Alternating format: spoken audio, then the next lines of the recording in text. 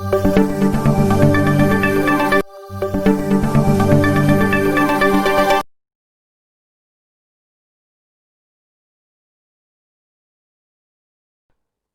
students, today we are going to discuss about the second chapter from Geography textbook, In Search of the Source of Wind.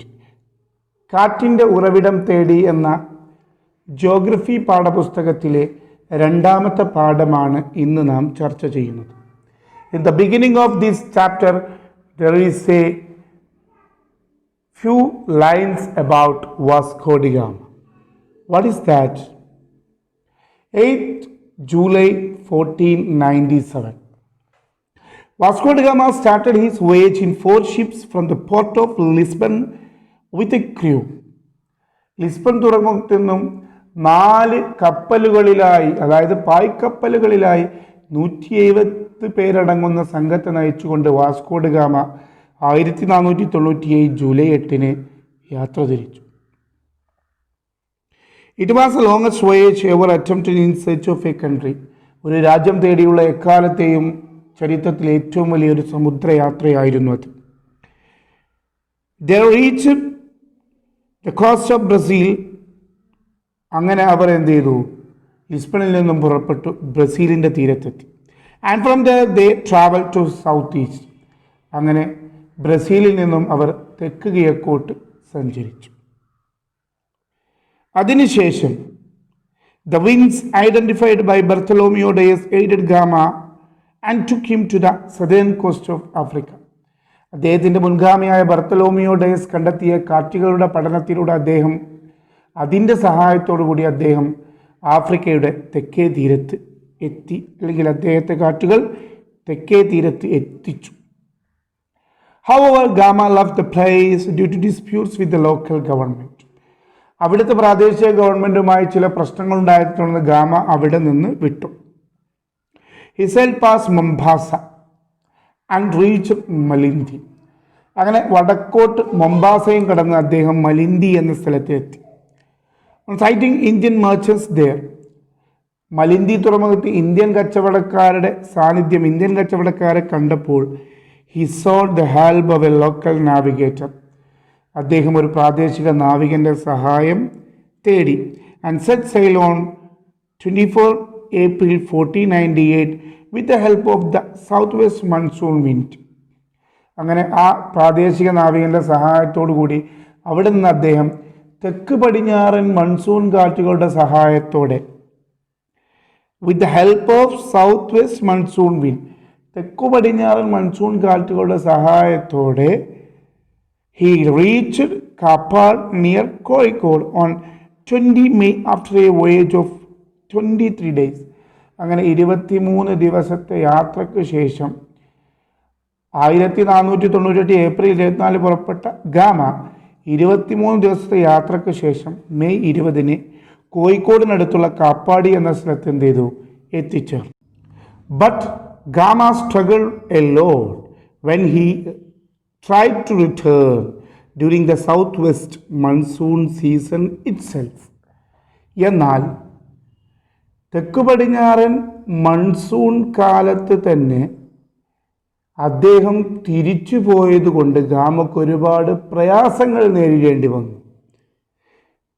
Gamma returned by neglecting the advice of expert. കാറ്റിനെക്കുറിച്ച് അറിയുന്ന ഒരുപാട് വിദഗ്ധരുടെ അഭിപ്രായങ്ങൾ വകവെക്കാതെയാണ് തെക്കു പടിഞ്ഞാറൻ monsoon കാലത്തു തന്നെ തിരിച്ചു പോകാൻ ഗാമ തീരുമാനിക്കുകയും അങ്ങനെ അദ്ദേഹം തിരിച്ചു പോവുകയും ചെയ്തു. ആ സമയത്ത് ഒരുപാട് പ്രയാസങ്ങൾ അദ്ദേഹത്തിന് നേരിടേണ്ടി വന്നു. Then it took him 132 days to reach മലിന്തി. അങ്ങനെ തിരികെ മലിന്തിയിലെത്താൻ വാസ്കോ ഡ ഗാമക്ക് 132 ദിവസങ്ങൾ വേണ്ടി വന്നു. From these words, we can understand that the importance of wind, the role of winds in the voyage, which changed the course of our land's history in a worthy mention. ഇതിൽ നിന്ന് നമുക്ക് കാറ്റിൻ്റെ പങ്കുകളെക്കുറിച്ച് മനസ്സിലാക്കാൻ സാധിക്കും. നമ്മുടെ നാടിൻ്റെ ചരിത്രഗതിയെ തന്നെ മാറ്റിമറിച്ച ആ ഒരു സമുദ്രയാത്രയാണ് വാസ്കോഡ ഗാമയുടെ സമുദ്രയാത്ര.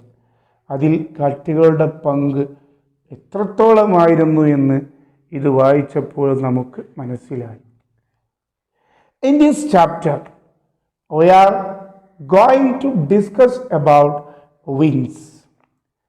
ഈ പാഠത്തിൽ നമ്മൾ കാറ്റുകളെ കുറിച്ചാണ് പഠിക്കുന്നത്. In this chapter, we will discuss about how do winds influence us. കാറ്റുകൾ നമ്മെ എങ്ങനെയാണ് സ്വാധീനിക്കുന്നത് എന്ന് ഈ പാഠത്തിൽ നാം ചർച്ച ചെയ്യും. And the second one, different types of wind. We will discuss about the different types of wind. And the third one, reasons for the formation of wind. What is the reasons for the formation of wind? We will discuss also this. And effects of the wind. കാറ്റുകൾ കൊണ്ട് എന്തൊക്കെ പ്രതിഫലനങ്ങളാണ്? What are the effects of, what are the impact of wind? We will discuss about all these topics in this chapter. What do you mean by atmospheric pressure? എന്താണ് അന്തരീക്ഷ മർദ്ദം എന്നാൽ? Atmospheric pressure is the weight of atmospheric air. അന്തരീക്ഷത്തിൽ ഉണ്ടാകുന്ന വായു, അത് അന്തരീക്ഷത്തിൽ ചെലുത്തുന്ന ഭാരത്തെയാണ് നമ്മൾ അറ്റ്മോസ്ഫിയറിക് പ്രഷർ. അന്തരീക്ഷത്തിൽ ഉണ്ടാകുന്ന വായുവിന് ചെറിയൊരു ഭാരമുണ്ട്, ആ ഭാരത്തിനെയാണ് നമ്മൾ എന്താ പറയുന്നത്? Atmospheric pressure. The variation in the atmospheric pressure are the basic reason for the wind. Then what is the basic reason for wind? Variations in the atmospheric pressure are the basic reason for the wind. അന്തരീക്ഷ മർദ്ദത്തിൽ ഉണ്ടാകുന്ന വ്യതിയാനമാണ് പ്രധാനമായും കാറ്റിന് കാരണമായി നാം പറയുന്നത്. Firstly, we are going to discuss about the variations in atmospheric pressure. അന്തരീക്ഷ മർദ്ദത്തിൽ ഉണ്ടാകുന്ന വ്യതിയാനങ്ങളെക്കുറിച്ചാണ് ആദ്യമായിട്ട് നാം ഈ പാഠത്തിൽ ചർച്ച ചെയ്യുന്നത്. The average weight that air exerts on the Earth's surface is 1034 milligram per centimeter square. ഒരു ചതുരശ്ര സെന്റിമീറ്ററിന് 1034 മില്ലിഗ്രാം എന്ന തോതിലാണ് ഭൂമിയുടെ ഉപരിതലത്തിൽ വായു ചെലുത്തുന്ന ശരാശരി ഭാരം. The average weight that air exerts on the Earth's surface is 1034 milligram per centimeter square. How can we measure the atmospheric pressure like this? 1034 milligram എന്നൊക്കെ പറഞ്ഞ് നമുക്ക് എങ്ങനെയാണ് ഈ അന്തരീക്ഷ മർദ്ദത്തെ അളക്കാൻ പറ്റുക? Then there is an instrument to measure the atmospheric pressure. The atmospheric pressure is measured using an instrument called mercury barometer. Mercury barometer എന്ന് പറയുന്ന, രസബാരോമീറ്റർ എന്ന് പറയുന്ന ഒരു ഉപകരണം വെച്ചിട്ടാണ് അന്തരീക്ഷ മർദ്ദം നാം അളക്കാറ്. Then what is the unit of atmospheric pressure? The atmospheric pressure is recorded in units like millibar and hectopascal. Millibar എന്ന യൂണിറ്റിലും ഹെക്ടോപാസ്കൽ എന്ന മറ്റൊരു യൂണിറ്റിലും, 2 യൂണിറ്റിലായിട്ട് അന്തരീക്ഷ മർദ്ദത്തിൻ്റെ യൂണിറ്റുകൾ നാം പറയാറുണ്ട്. The level of mercury at normal atmospheric pressure will be 76 centimetre.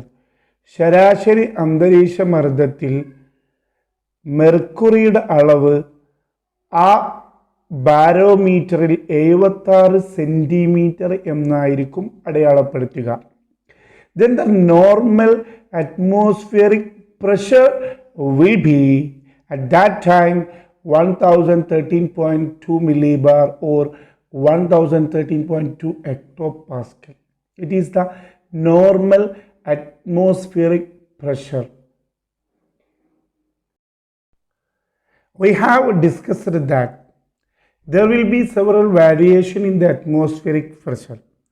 What are the factors affecting the atmospheric pressure?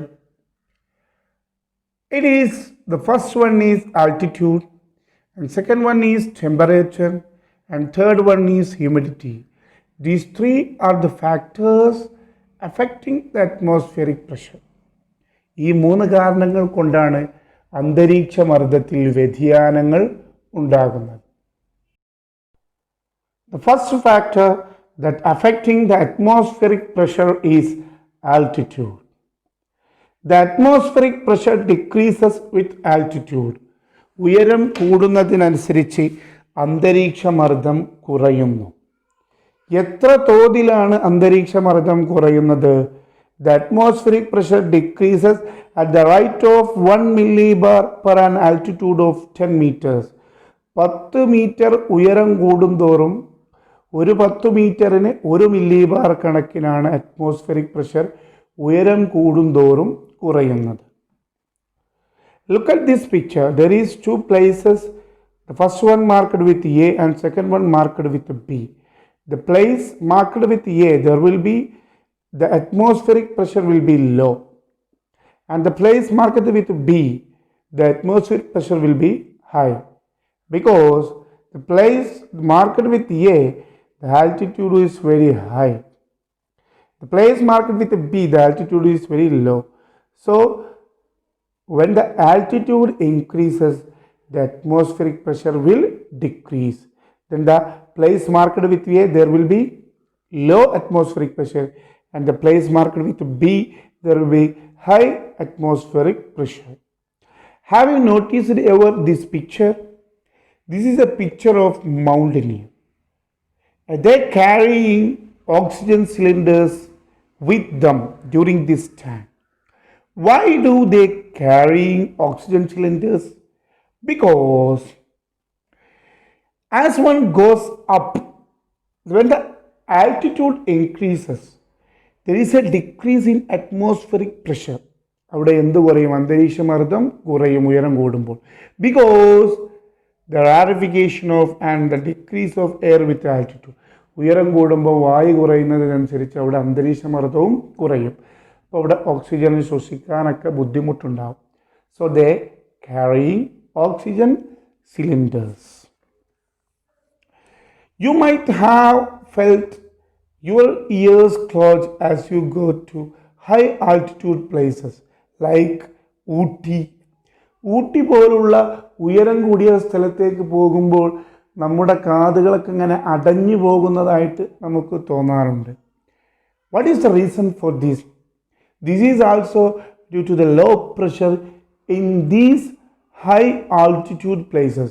ഇങ്ങനെ ഉയരം കൂടിയ സ്ഥലങ്ങളിൽ പ്രഷർ കുറഞ്ഞതുകൊണ്ടാണ് ഇങ്ങനെ ഒരു കാരണമുണ്ടായത്.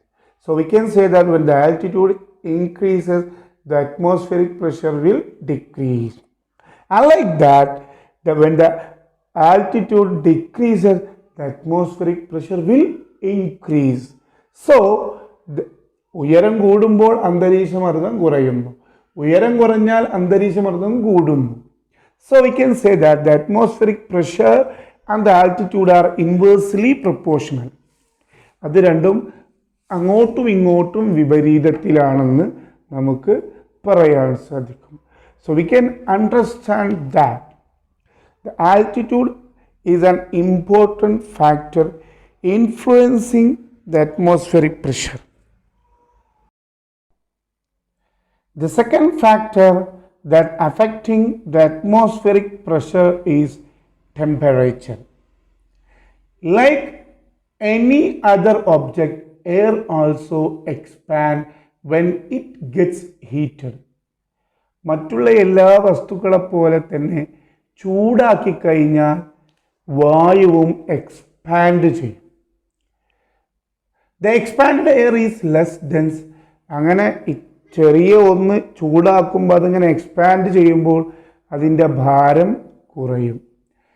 അങ്ങനെ കുറഞ്ഞ ഈ ഭാരം കുറഞ്ഞ എയർ ഇങ്ങനെ എക്സ്പാൻഡ് ചെയ്ത് കുറഞ്ഞു നിൽക്കുമ്പോൾ അത് അടിയിൽ നിൽക്കാതെ ഇറ്റ് വിൽ അസെൻസ്, അത് മുകളിലോട്ട് പോകും. അപ്പോൾ അടിയിലുള്ള വായുവൊക്കെ മുകളിലോട്ട് പോകുമ്പോൾ അടിയിൽ എന്ത് കുറയും? വായു കുറയും. അപ്പം അവിടെ മർദ്ദവും കുറയും. So it will leads to the lowering of atmospheric pressure. ഇപ്പോൾ ഒരു സ്ഥലം ചൂടാക്കുകയാണെങ്കിൽ അവിടുത്തെ വായു എക്സ്പാൻഡ് ചെയ്യുകയും ഉയർന്നു പോവുകയും ചെയ്യുമ്പോൾ വായു അവിടെ കുറയുന്നു, അവിടെ അറ്റ്മോസ്ഫിയറിക് പ്രഷർ ലോ ആകുന്നു. അങ്ങനെ ഈ ഉയർന്നു പൊങ്ങിയ വായു, the ascending air spreads to the sides. അങ്ങനെ ഉയർന്നു പൊങ്ങിയ വായു എന്ത് ചെയ്യും? രണ്ട് സൈഡിലും നിന്ന് സ്പ്രെഡ് ആവും. And it starts cooling. ഇങ്ങനെ മുകളിലെത്തുമ്പോൾ ചെറിയൊരു തണുപ്പുണ്ടാവും. ആ തണുപ്പിൽ അതെന്ത് ചെയ്യും? നിന്നിട്ട് ഇറ്റ് ബിക്കംസ് ഡെൻസ്. അങ്ങനെ അത് നല്ല കട്ടിയുള്ള രൂപത്തിലുള്ള വായുവായി മാറും. And as A result the atmospheric pressure will increases.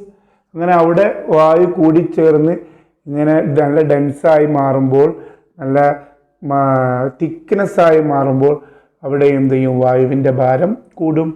അപ്പോൾ മുകളിൽ എന്ത് ചെയ്യും? അറ്റ്മോസ്ഫിയറിക് പ്രഷർ ഇൻക്രീസ് ആകും. ഇപ്പോൾ ചൂടുള്ള സ്ഥലത്ത് അറ്റ്മോസ്ഫിയറിക് പ്രഷർ എന്തായിരിക്കും? കുറവായിരിക്കും. തണുപ്പുള്ള സ്ഥലത്ത് അറ്റ്മോസ്ഫിയറിക് പ്രഷർ കൂടുതലായിരിക്കും. The atmospheric pressure decreases as the temperature increases. Temperature കൂടിയാൽ atmospheric pressure കുറയും. And vice versa. When the temperature decreases, the atmospheric pressure will increase.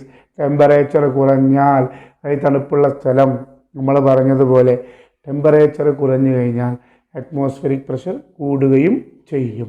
So we can say that the temperature and the atmospheric pressure are inversely proportional like altitude. Altitude പോലെ തന്നെ ഇതും inversely proportional ആണ്. Look at these two pictures. The first one is day and second one is night. During the time of day, there will be solar energy and the temperature will be high, so the atmospheric pressure will be low. During the time of night, solar energy will be less, temperature will be also less, so the atmospheric pressure will be high. The third factor that affecting the atmospheric pressure is humidity. അന്തരീക്ഷ മർദ്ദത്തെ സ്വാധീനിക്കുന്ന മൂന്നാമത്തെ ഘടകമാണ് humidity. What do you mean by humidity? Humidity refers to the quantity of water present in the atmosphere. അന്തരീക്ഷത്തിലുള്ള വെള്ളത്തിൻ്റെ അളവിനെയാണ് നമ്മൾ humidity എന്ന് പറയുന്നത്. എല്ലാവരും വളരെ ശ്രദ്ധയോടുകൂടി ഇനി പറയുന്ന കാര്യങ്ങൾ ശ്രദ്ധിക്കണം. Water vapour is lighter than air. ജലാംശം എന്ന് പറയുന്നത്, നീരാവി എന്ന് പറയുന്നത്, ഇത് വായുവിനേക്കാൾ ഭാരം കുറവാണ്. So water vapour will ascends during the time of evaporation. അതുകൊണ്ട് തന്നെ നീരാവിയാകുമ്പോൾ ഈ വെള്ളം എന്ത് ചെയ്യുന്നു? ഉയർന്നു പോകും. ഈ വെള്ളത്തിൻ്റെ കണികകൾ ഉയർന്നു പോകുന്നു. Then, if the quantity of water vapor is more in a unit volume of air, ഒരു നിശ്ചിത വ്യാപ്തം വായുവിൽ, ഒരു നിശ്ചിത വ്യാപ്തം വായുവിൽ, ഒരു നിശ്ചിത അളവിൻ്റെ വായുവിൽ വാട്ടർ നീരാവിയുടെ അളവ് കൂടുതലാകുമ്പോൾ naturally the atmospheric pressure will be less. നീരാവിയുടെ അളവ് കൂടുകയാണെങ്കിൽ അറ്റ്മോസ്ഫിയറിക് പ്രഷർ എന്ത് ചെയ്യും? ലോ ആകും. So we can say that the atmospheric pressure decreases as the humidity increases, as the water vapor increases. Water vapor കൂടിക്കഴിഞ്ഞാൽ atmospheric pressure എന്ത് ചെയ്യും? കുറയും. At the same time, when the humidity decreases, the atmospheric pressure will increase. Water vapor നീരാവിയുടെ അളവ് കുറഞ്ഞു കഴിഞ്ഞാൽ atmospheric pressure എന്ത് ചെയ്യും? കൂടുകയും ചെയ്യും. So we can say that humidity and atmospheric pressure are inversely proportional like temperature and altitude. Look at this picture. There is two places indicated with A and B. In these places, which place experience low atmospheric pressure and which place experiences high atmospheric pressure? We can say that the place marked with A experiences low atmospheric pressure because there is high humidity. Humidity decreases in the places near to the ocean. കടലിനോട് അല്ലെങ്കിൽ വെള്ളത്തോട് അടുത്ത സ്ഥലങ്ങളിൽ എന്ത് കൂടും? Humidity കൂടും. Then there will be low atmospheric pressure. And the place far from the water bodies, there will be high atmospheric pressure because the humidity will be low. ജലാശയത്തോട് വിദൂരത്തുള്ള സ്ഥലങ്ങളിൽ humidity കുറവായിരിക്കും, അതുകൊണ്ട് തന്നെ ഇവിടെ അറ്റ്മോസ്ഫിയറിക് പ്രഷർ എന്തായിരിക്കും? കൂടുതലായിരിക്കും. So we can say that atmospheric pressure will vary due to three factors. First one, altitude, second one, temperature, and third one, humidity. These three are the reasons for the variation in the atmospheric pressure. If the atmospheric pressure of an area is higher than that of the surroundings region, ഒരു പ്രദേശത്തെ അന്തരീക്ഷമർദ്ദം അതിൻ്റെ ചുറ്റുപാടുള്ള സ്ഥലങ്ങളെ അപേക്ഷിച്ച് കൂടുതലാണെങ്കിൽ V can say that it can be A high pressure area. അവിടെ ഉച്ചമർദ്ദമാണ് ആ സ്ഥലത്തെന്ന് നമുക്ക് പറയാൻ പറ്റും. മർദ്ദം കൂടുതലാണ്, കാരണം അതിൻ്റെ ചുറ്റുഭാഗത്തും മർദ്ദം കുറവാണ്, അവിടെ മാത്രം മർദ്ദം കൂടുതലാണ്. Then the second, if the atmospheric pressure of an area is lower than that of the surroundings region, ഇനി ചുറ്റുപാടുകൾ അപേക്ഷിച്ച് ഒരു പ്രദേശത്തെ അന്തരീക്ഷമർദ്ദം കുറവാണെങ്കിൽ we can say that it is a low pressure area. അവിടെ ന്യൂനമർദ്ദമായിരിക്കുമെന്ന് നമുക്ക് പറയാൻ സാധിക്കും. Then you have understood that what is high pressure and what is low pressure. എന്താണ് ഉച്ചമർദ്ദം, എന്താണ് ന്യൂനമർദ്ദം എന്നുള്ളത് ഇതിൽ നിന്ന് നിങ്ങൾക്ക് മനസ്സിലായിട്ടുണ്ടാകും. Have you ever heard about isotherms? What do you mean by isotherms? Isotherms are imaginary lines connecting the places having equal temperature. ഒരേ ടെമ്പറേച്ചറുള്ള വ്യത്യസ്ത സ്ഥലങ്ങളെ കണക്ട് ചെയ്യുന്ന ഒരു ഇമാജിനറി ലൈനെയാണ് നമ്മൾ എന്ത് പറയുന്നത്? ഐസോതേം. Like that there is another imaginary lines, it is known as isobars. What do you mean by isobar? Isobar is also imaginary lines joining places having the same atmospheric pressure. ഒരേ അന്തരീക്ഷ മർദ്ദമുള്ള വ്യത്യസ്ത സ്ഥലങ്ങളെ join ചെയ്യിപ്പിക്കുന്ന, connect ചെയ്യിപ്പിക്കുന്ന ഒരു imaginary ലൈനെയാണ് നമ്മൾ എന്ത് പറയുന്നത്? കാണാൻ പറ്റില്ല, അതൊരു ഭാവനാത്മകമായ ലൈനാണ്. അതിനെയാണ് നമ്മൾ എന്ത് പറയുന്നത്? isobar. By analyzing isobars, we can easily understand the distribution of the atmospheric pressure of any region. ഏതൊരു പ്രദേശത്തെയും അന്തരീക്ഷമർദ്ദം എങ്ങനെയാണ് എന്നുള്ളത് മനസ്സിലാക്കാൻ ഐസോബാർ നാം നിരീക്ഷിച്ചാൽ മതി. അതിലൂടെ നമുക്ക് ഏത് സ്ഥലത്തിൻ്റെയും അറ്റ്മോസ്ഫിയറിക് പ്രഷർ മനസ്സിലാക്കാൻ സാധിക്കുന്നതാണ്. Atmospheric pressure of a region in two different seasons will be varied. ഒരേ സ്ഥലത്തിൻ്റെ അന്തരീക്ഷമർദ്ദം വ്യത്യസ്ത കാലങ്ങളിൽ അത് വ്യത്യസ്തമായിരിക്കും. ജൂണിൽ ഒരു സ്ഥലത്തുള്ള അറ്റ്മോസ്ഫിയറിക് പ്രഷർ ആയിരിക്കില്ല ഡിസംബർ ആകുമ്പോൾ അതേ സ്ഥലത്തുള്ള atmospheric pressure. It will be different due to the different seasons. ഓരോ കാലത്തും ഓരോ സ്ഥലത്തെ അന്തരീക്ഷമർദ്ദവും വ്യത്യാസപ്പെട്ടിരിക്കും. Look at this picture. We can understand the picture A and B. It is the two pictures from two different season of a region. ഒരേ സ്ഥലത്തിൻ്റെ രണ്ട് കാലങ്ങളിലുള്ള ചിത്രമാണത്. By analyzing this picture, we can understand that there can be seasonal variation in the atmospheric pressure of a same region. ഒരേ പ്രദേശത്തുള്ള atmospheric pressure കാലത്തിനനുസരിച്ച് മാറുന്നു എന്ന് ഈ ചിത്രത്തിൽ നിന്ന് നമുക്ക് മനസ്സിലാക്കാൻ സാധിക്കും. The picture A describes that it is high atmospheric pressure. In the picture B, we can understand that there is low atmospheric pressure. It is the atmospheric pressure of a same region but in two different seasons. അപ്പോൾ കാലത്തിനനുസരിച്ച് ഒരേ സ്ഥലത്തുള്ള atmosphere pressure മാറാനും അത് മാറി മറിയാൻ സാധ്യതയുണ്ട് എന്ന് ഇതിൽ നിന്ന് നമുക്ക് മനസ്സിലാക്കാൻ സാധിക്കും. In the next video, we will discuss about another topics. അടുത്ത വീഡിയോയിൽ ഇതിൻ്റെ ബാക്കിയുള്ള ഭാഗങ്ങൾ നാം ചർച്ച ചെയ്യുന്നതായിരിക്കും.